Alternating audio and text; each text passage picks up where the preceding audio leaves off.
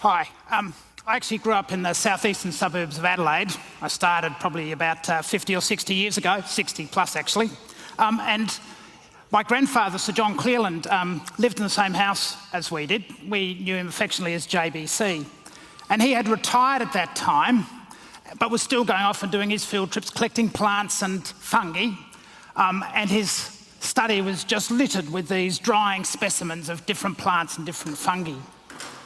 Now, my family also spent time in autumn collecting field mushrooms and then having them for breakfast on the weekends. And I recall on occasions as a young boy, my grandfather coming up and putting his arm around my shoulder and saying, "Now listen here, David, if you feel at all sick today, come and see me at once." And it was some time later that we realised he was actually slicing up a little bit of toadstool and putting it in the family mushroom supply to determine whether or not it was actually edible. Fortunately, he was good at telling whether or not they were poisonous, and I'm here. But one of the interesting things about this was that I went on one of those wonderful Alice in Wonderland hallucinogenic trips. But he never asked me to tell him about that. We used to attend field trips with him when he went out into the national parks and bushland areas where he went off collecting his plants, and we went off and did as kids, we went off and explored those areas as well. And I had a genuine passion for birds, and at about the age of 8, I badgered my mother to become a licensed bird bander, ostensibly so I could catch birds and band them, and she dutifully did that. A couple of years after starting this banding thing, a strange bird appeared in our backyard at Beaumont. I'd never seen it before. And in those days, there was no field guide. There was actually no phone apps either. And so there's nothing really easy to identify it with, except my grandfather had been given this massive 12-volume set of Gregory Matthews' Birds of Australia. And in it were hand-drawn, hand-coloured lithographs of all of Australia's birds. And I poured through this from the start, and by the time I got to volume 9, I found that bird that I'd seen. It was, and this is the actual lithograph, it was, the top image there, a male leaden flycatcher, the first to be seen in South Australia. A couple of years later, another bird appeared in my backyard that hadn't been seen in the state before, shown in the next image, a rose robin. As a young boy growing up, this sense of discovery was just fantastic. I was hooked on birds. I was hooked on science. But the real feature that my parents and grandfather gave to me is their passion and sense for looking after the wildlife of this country. They had a passion for conservation. And it is with that same passion that I come here. I recall going off with my grandfather a lot during the early days, and one of the common birds that we used to see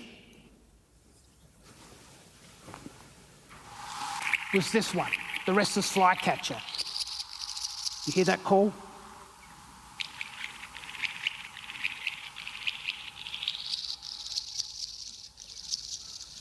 Because of that call, my grandfather didn't know that as a restless flycatcher. He knew it as a scissor grinder, because it reminded early Europeans here of people grinding scissors to sharpen them. I'd never heard of it before, but that's what he knew it as. We now know that this call is made when the birds are foraging, and they hover about 1 metre above the ground, making that grating, grinding call.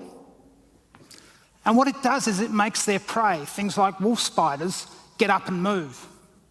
And as they move, it makes them easier for the birds to see and detect and to then capture.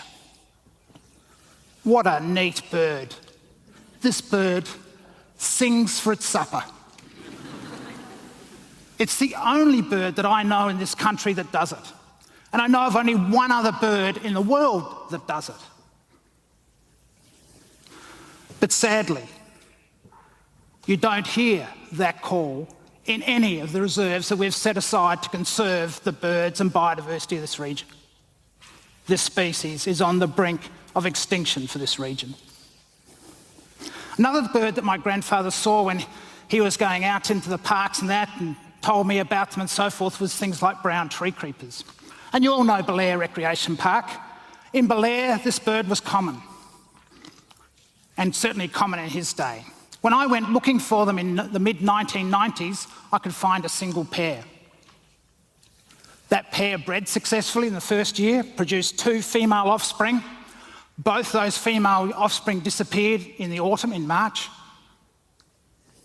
That's okay. Females are the dispersing sex in birds.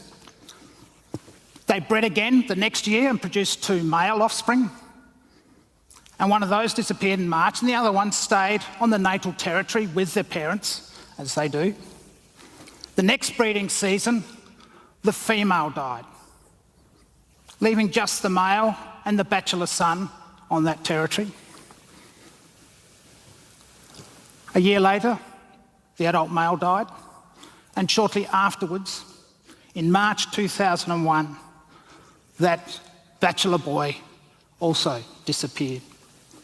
I suddenly realised that I was watching the lights going out, extinctions taking place inside the very places we'd set aside to conserve species. Why did that species disappear? Simple. The next nearest colony of brown tree creepers is 10 kilometres away, at Happy Valley. And the males were sitting on their territory waiting for a female to find them. And a female from Happy Valley, the closest place for a source female, has to go across suburb and highway to get there. Habitats they don't move across. It was inevitable that brown tree creepers would die and disappear from BioR. But they're not the only birds that are disappearing from this landscape. Brown tree creepers shown here.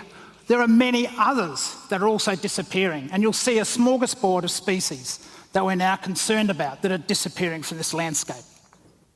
They include things like pigeons, parrots, lorikeets, honey eaters, kingfishers, flycatchers, thornbills, wood swallows, finches.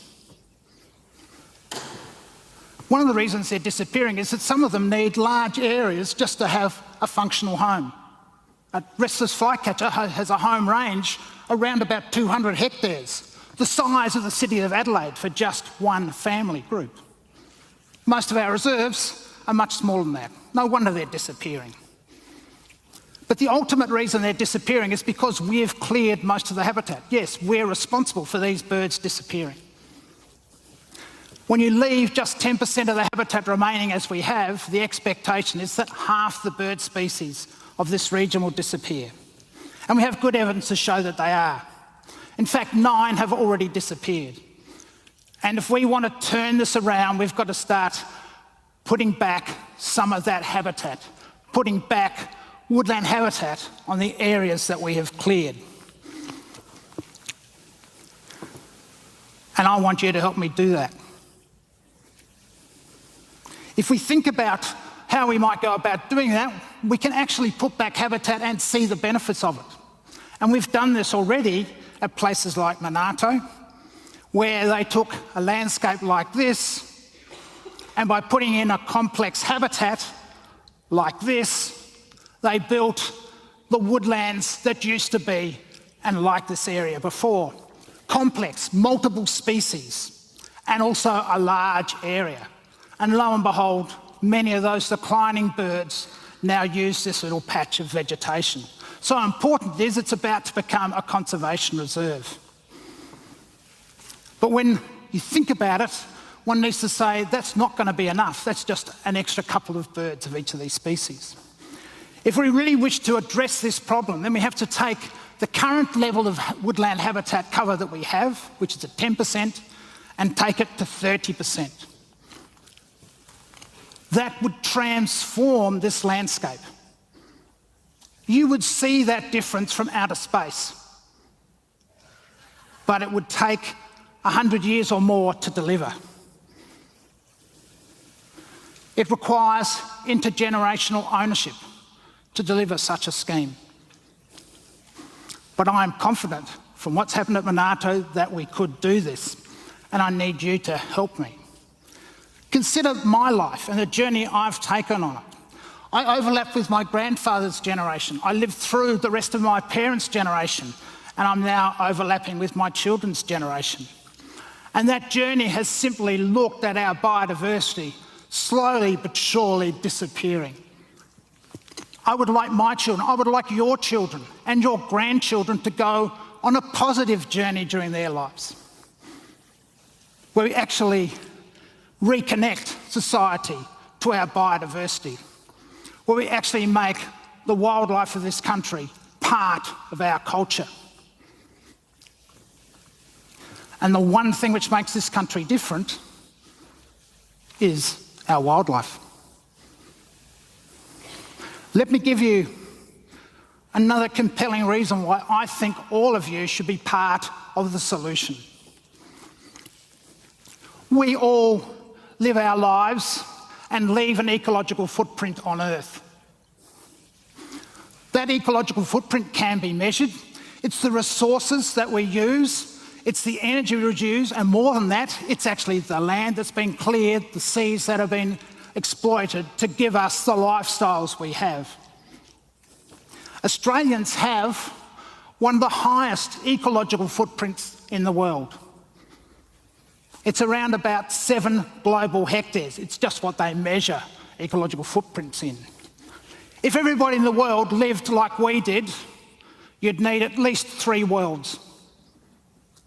The globally sustainable level is just 2 hectares. We need to start reducing the size of our ecological footprint. And you might say, we're doing that already. Look, we're getting rid of we're offsetting our carbon. But carbon's a very small part of your ecological footprint. And in fact, if you go down the road of carbon plantings to offset carbon, you're not helping the biodiversity at all. Let's go one step higher. Let's put back those complex habitats that support the wildlife, hey, and they also sequester carbon for us too. We need to start offsetting our ecological footprint. How much would it cost you to offset your ecological footprint?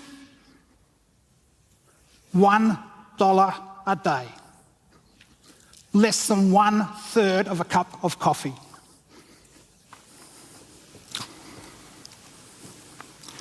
We can afford this. The time to start and the time to act is now. Thank you.